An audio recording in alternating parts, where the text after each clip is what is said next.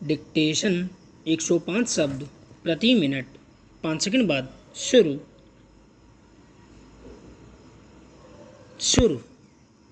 आज दुनिया जब कोरोना महामारी से मुक्ति पाने में अपनी पूरी ताकत लगाए हुए है, तकरीबन पूरे संसार में मौसम के अतिवादी चेहरे दिखाई पड़ रहे हैं। भारत में देखें तो महाराष्ट्र के रायगढ़ और रत्नागिरी जिलों में भारी बारिश और भूस्खलन से सैकड़ों जानें चली गईं।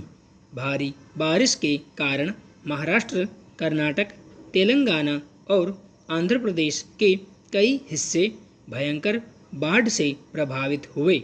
भूस्खलन और बाढ़ ने मध्य रेलवे और कोंकण रेलवे की सेवाएं ठप करके रख दी। पिछले 4 दशकों में पहली बार महाराष्ट्र में जुलाई के महीने में इतनी बारिश हुई। दूसरे देशों पर नज़र डालें तो हालात और चौंकाने वाले मिलेंगे। पिछले महीने जर्मनी में ऐसी भयानक बाढ़ आई जिसमें करीब 250 लोगों की मौत हो गई। चीन के मध्यवर्ती हेनान प्रांत में महाराष्ट्र जैसी भारी बारिश और बाढ़ ने वहां के नागरिकों के होश उड़ा डाले। कनाडा जैसे ठंडे इलाके और अमेरिका के पश्चिमी हिस्सों में तापमान 50 डिग्री के पार पहुंचते और 500 से ज़्यादा मौतों के मंजर पूरी दुनिया ने देखे हैं। मसला सिर्फ बारिश बाढ़ का नहीं है। अपने ही देश में बीते कुछ वर्षों में हिमालय के जलते जंगलों ने अलग किस्म का डर पैदा किया है। जंगलों की आग का सिलसिला जारी है जो सैकड़ों हजारों किलोमीटर की वन संपदा के नुकसान के साथ साथ वातावरण में अतिरिक्त गर्मी का भी कारण बन रहा है।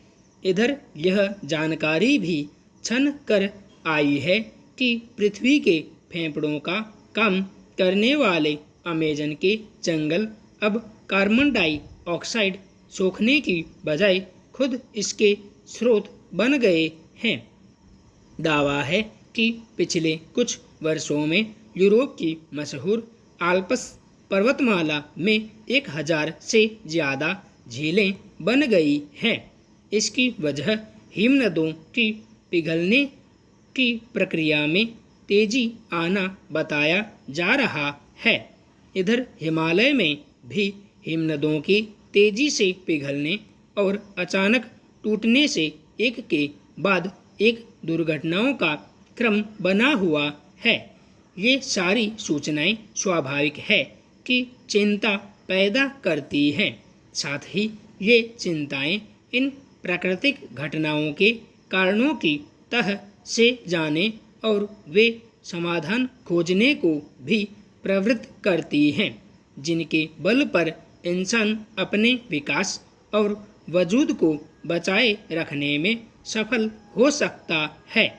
मौसम का यह अतिवाद आखिर क्यों जगा?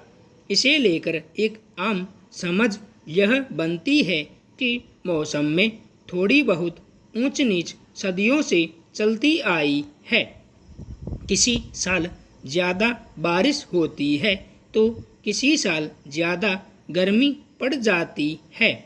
इस तरह कुदरत पूरी दुनिया का मौसमी संतुलन साधती रहती है। लेकिन मौसम विज्ञानी इस तरह नहीं सोचते। वे इसके लिए बीते वर्षों दशकों के मौसमी बदलावों से जुड़े आंकड़े देखते हैं। बदलावों के पीछे के कारणों की टोह लेते हैं। ठीक उसी तरह जैसे यूरोप के आल्प्स में 1000 से ज़्यादा झीलें बनने का आंकड़ा जारी करते हुए स्विस फेडरल इंस्टीट्यूट ने हाल के अपने एक शोध में बताया है। इसमें कहा गया है कि इस इलाके में हिमनदों के पिघलने से झीलों का निर्माण नया तो नहीं है, लेकिन हाल के वर्षों में इसमें तेजी काफ़ी आई है। तथ्यों के मुताबिक आल्प्स में सन 1850 के बाद से ही झीलों की संख्या में बढ़ोतरी होने लगी थी। वर्ष 1946 से 1973 के बीच यहाँ हर साल 8 नई झीलें बनती थी। हालांकि बीच में यह रफ्तार कुछ कम हुई, लेकिन 5 साल पहले यानी 2016 से इसमें एक बार फिर काफ़ी तेज़ी आ गई। इस इलाके में हर साल 18 नई झीलें बन रही हैं, जिससे झीलों के कुल क्षेत्रफल में 1.5 लाख वर्ग किलोमीटर की वृद्धि हो रही है। पर्यावरणविद भारत के हिमालय क्षेत्र में भी हिमनदों के तेजी से पिघलने और टूटने पर चिंता जता चुके हैं। ICMOD ने हालिया शोध में कुछ ऐसे ही संकेत दिए हैं। इसके मुताबिक हिंदू कुश हिमालय इलाके के हिमनद 2/3 तक गायब हो जाएंगे। हिमनदों की बर्फ मिटने का असर यह होगा कि पूरा दक्षिण पूर्व एशियाई इलाका बेहद गंभीर जल और खाद्य संकट से घिर जाएगा। नतीजा इस क्षेत्र के 2 अरब से ज़्यादा लोगों को भुगतना पड़ेगा। साफ लग रहा है कि प्रकृति हमसे रूठने लगी है। वर्ष 2013 में केदारनाथ त्रासदी और इस साल चमोली आदि इलाकों में हुए हादसे इसकी गवाही देते हैं कि इंसानों की दखलंदाजी से कुदरत कितनी ज़्यादा नाराज़ है।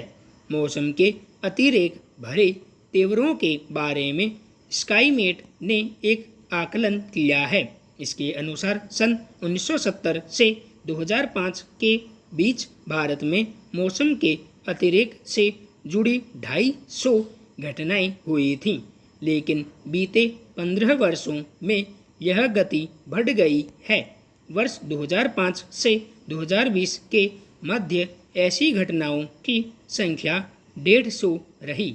मौसम का अतिवाद पहाड़ों में बादल फटने तो मैदानी इलाकों में अचानक भारी बारिश होने और बाढ़ आ जाने के अलावा चक्रवाती तूफानों, भीषण गर्मी या सूखे के रूप में नज़र आ रहा है।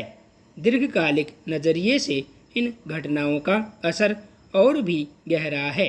इसे ऐसे समझा जा सकता है कि शहरों में बाढ़ की घटनाओं की बारंबारता के बावजूद तेजी से घटता जल स्तर यह साबित करता है कि हमारी पृथ्वी मौसम के अतिवाद से कितना नुकसान झेल रही है। मौसम की अति शहरों में कैसी दिखती है, इसे एक उदाहरण से समझा जा सकता है। यदि किसी शहर में 3 दिन की बारिश एक झटके में 3 घंटे में हो जाए तो सारा पानी धरती की ऊपरी सतह से नालों में और फिर नदियों समुद्रों में पहुंच जाता है। वह धरती के अंदर नहीं पहुंचता, जो असल में भूजल स्तर में अपना योगदान देता। ऐसे में तेज बारिश से अचानक बाढ़ तो आ जाती है, लेकिन मानसून के दौरान नियमित तौर पर जो रिमझिम वर्षा होती थी और जिससे ज़्यादातर पानी रिस कर जमीन के अंदर चला जाता है, वह सिलसिला नहीं बन पाता है। भूजल का स्तर गिरने का यह बड़ा कारण है। सवाल है कि आखिर ऐसा क्यों हो रहा है। इसका एक जाना पहचाना जवाब है जलवायु परिवर्तन। इसने ग्रीन हाउस गैसों के उत्सर्जन के कारण रफ्तार पकड़ ली है। पेरिस और क्योटो आदि संधियों के लागू होने का अर्थ था कि यह रफ्तार मंद पड़ते हुए उलट जाए, लेकिन हो तो कुछ और ही रहा है। संधियां या तो लागू नहीं की गई। अमेरिका जैसे देश ने इससे अपने को अलग कर लिया, या फिर से प्रयास ढकोसला मात्र बनकर रह गए। पर्यावरण की फिक्र करने, उसकी रक्षा करते हुए खुद का अस्तित्व बचाने की कोशिशों को दुनिया के ज़्यादातर देश महज किताबी मान रहे हैं। संपूर्ण विराम।